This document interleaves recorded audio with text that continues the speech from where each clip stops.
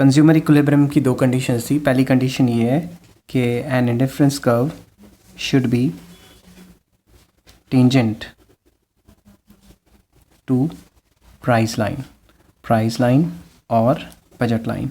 Indifference curve price line या budget line के tangent होनी चाहिए। टेंजेंट का मतलब क्या हुआ कि टच करके जानी चाहिए। एक्स एक्सिस पे एक्स गुड, वाई एक्सिस पे वाई गुड। सपोज ये बजट लाइन है ए बी, ये इंडिफरेंस कर्व है, एक इसको इंटरसेक्ट कर रही है, ये हायर इंडिफरेंस कर्व है, इसको टेंजेंट कर रही है, ये एक और इंडिफरेंस कर्व है जो ऊपर से निकल रही है। E is the point of equilibrium. E ही इक्विलिब्रियम का पॉइंट माना जाएगा क्योंकि ई पॉइंट पे जो स्लोप है इंडिफरेंस कर्व की M R S X Y is equal to price of X over price of Y.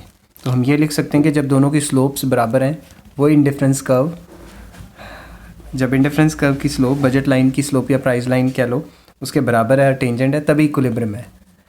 Now अब ये टेंजेंट पे ही इक्विलिब्रियम क्यों है, टेंजेंट पे ही इक्विलिब्रियम क्यों है, ये मैं आपको शो करूँगा।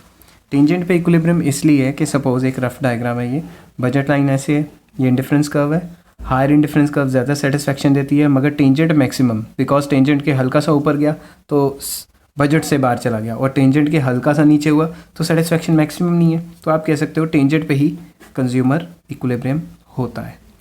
Next is B point.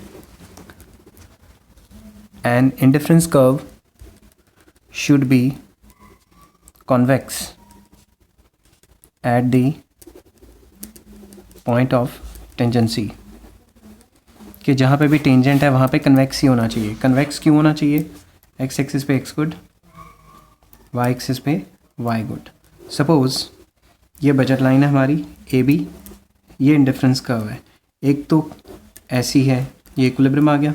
दूसरी इंडिफरेंस कर्व मान लो इस टाइप है, IC1 E1 is the point of also the point of equilibrium. But Hicks कहता था कि जब भी indifference curve convex to origin होगी, कन्वेक्स मतलब गोलाई अंदर को होगी, तभी diminishing marginal rate of substitution apply होगा। तो जब भी गोलाई अंदर को या कन्वेक्स टू ओरिजिन होती है वही इक्विलिब्रियम माना जाएगा। जब बाहर को गोलाई या फिर आप कह सकते हो कि concave two point of origin है तो इंडिफरेंस कर्व है ही नहीं। जब वो इंडिफरेंस कर्व ही नहीं है तो कंज्यूमर इक्विलिब्रियम कहाँ से हो गया? तो अगर हम इसकी एक्सप्लेनेशन लिखेंगे तो हम यही कहेंगे कि इंडिफरेंस कर्व पे diminishing marginal rate of substitution apply नहीं होता, या फिर ये कह सकते हो कि ये तो कनकेव है, कनकेव तो इंडिफरेंस कर्व होती नहीं, तो आप इसमें लिखोगे कन्वेक्स है, कन्वेक्स तो होती है। तो जब कन्वेक्स होएगी और टेंजेंट होगी, दोनों कंडीशन साइमल्टेनियसली होगी, तभी इंडिफरेंस कर्व का इक्विलिब्रियम माना जाएगा। तो ये था आपका ऑर्डिनल यूटिलिटी एनालिसिस +2 लेवल के लिए। ऑर्डिनल यूटिलिटी को मोटा मोटा मैं बता देता हूँ कि हम यूटिलिटी को नंबरों में मेजर नहीं कर सकते, हमें बस ये पता लगेगा कि पहले से ज़्यादा सेटिस्फेक्शन है या कम है। अब इसके बाद अगला जो हम लेसन देंगे वो होगा थ्योरी ऑफ डिमांड या डिमांड।